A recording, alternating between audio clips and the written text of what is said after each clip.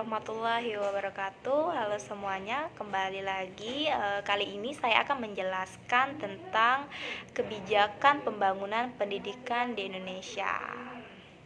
Kebijakan pembangunan pendidikan di Indonesia implik besar dalam lahirnya Undang-Undang Nomor 33 Tahun 2005 dan Undang-Undang Nomor 20 Tahun 2003 adalah perubahan radikal dalam otoritas pengembangan pendidikan yang semula berada dalam kekuasaan pemerintahan pusat.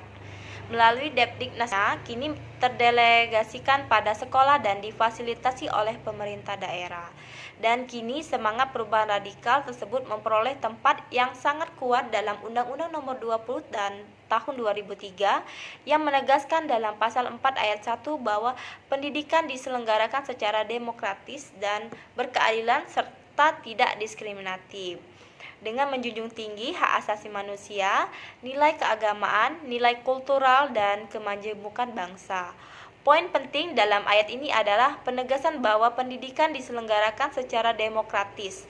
Artinya bahwa keterlibatan masyarakat dan otoritas pengelola serta institusi-institusi pendukungnya akan lebih besar daripada pemerintahan pusat.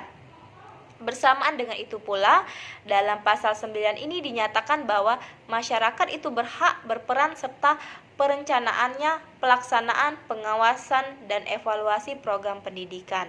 Keikutsertaan masyarakat dapat diwujudkan dalam bentuk keterlibatan mereka dalam komite sekolah atau dewan pendidikan daerah. Nah, komite sekolah itu berhak ikut serta dalam merumuskan perencanaan pendidikan, tidak saja dalam perencanaan makro, tapi pada kebijakan rekrutasi kurikulum walaupun dalam batas-batas gagasan besar dan tidak harus memasuki wilayah teknis. Nah, karena itu sudah menjadi otoritas guru dan kepala sekolahnya. Demikian pula dengan evaluasi keberhasilan sekolah. Menurut pasal 9, masyarakat itu berhak untuk melakukan evaluasi terhadap sekolah, tidak saja dalam kerangka program pendidikan secara makro, tapi pada wilayah mikro juga. Kebijakan pengembangan sekolah dalam semua aspeknya untuk meningkatkan kualitas proses dan hasil pendidikan. Kebijakan nasional yang sangat radikal dalam pendidikan adalah demokratisasi. Isu tentang pendidikan demokratis di Indonesia memang relatif baru dan belum terbiasa dalam wacana akademik bidang pendidikan. Walaupun pekerjaannya sudah dimulai sejak lama, bahkan mungkin sejak zaman Orde Baru, walaupun belum spesifik. Nah, pengembangan sekolah atau madrasah menuju model pendidikan demokratis ini relevan untuk dilakukan karena berbagai argumentasi yang secara garis besar dapat dikategorikan menjadi dua, yaitu tipologi sekolah abad ke-21 dan model pembelajaran yang sesuai. Nah, dalam konteks pertama, Linhas menjelaskan bahwa lembaga-lembaga pendidikan sekarang harus dapat memenuhi beberapa kualifikasi ideal, yaitu yang pertama, pendidikan untuk semua, ya.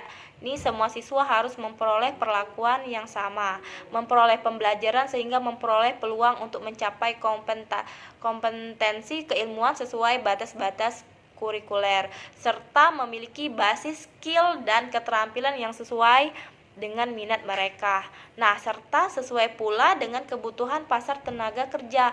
Nah, paradigma memisahkan pendidikan akademik sebagai calon untuk memasuki pasar tenaga kerja sudah tidak relevan lagi karena perubahan yang menuntut masyarakat untuk menjadi bagian dari kontribusi untuk kemajuan. Nah, yang kedua, memberikan skill dan keterampilan yang sesuai dengan kemajuan teknologi terkini.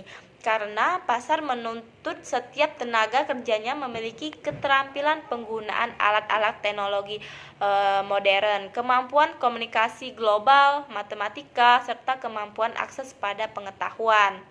Nah, yang ketiga, penekanan pada kerjasama, yakni menekankan pengalaman peristiwa dalam melakukan kerjasama dengan yang lain melalui penugasan-penugasan kelompok dalam proses pembelajaran.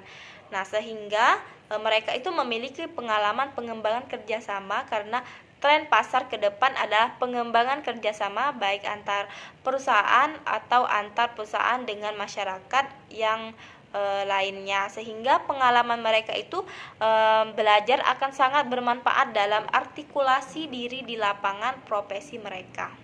Yang keempat, pengembangan kecerdasan ganda, yaitu bahwa para peristiwa itu harus diberi kesempatan untuk pengembangan multi intelligence mereka dengan memberi peluang untuk pengembangan skill dan keterampilan yang beragam sehingga mudah melakukan penyesuaian di pasar tenaga kerja.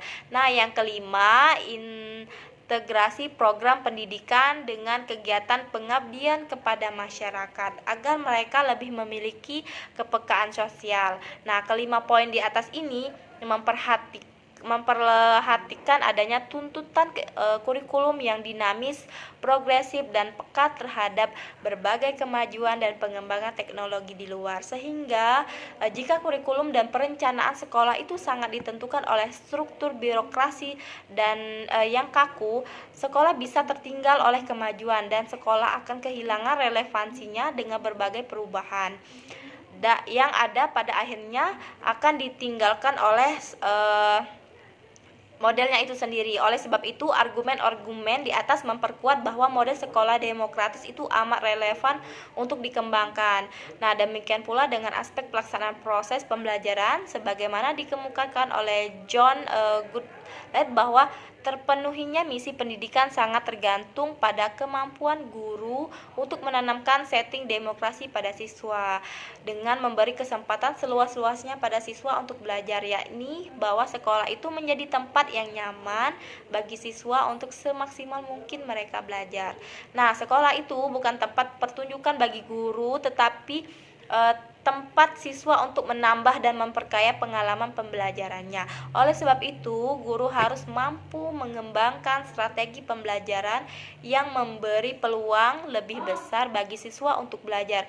Inilah makna dari sekolah demokratis, yakni sekolah itu untuk siswa, bukan untuk guru dan kepala sekolahnya. Bahkan sekolah itu harus menjadi second home bagi para siswa. Mereka betah menghabiskan waktunya di sekolah dengan belajar, berdiskusi, menyelesaikan tugas-tugas kelompok, membaca, dan aktivitas pembelajaran lainnya. Nah, itu saja penjelasan dari saya. Semoga bermanfaat. Sekian dan terima kasih. Wassalamualaikum warahmatullahi wabarakatuh.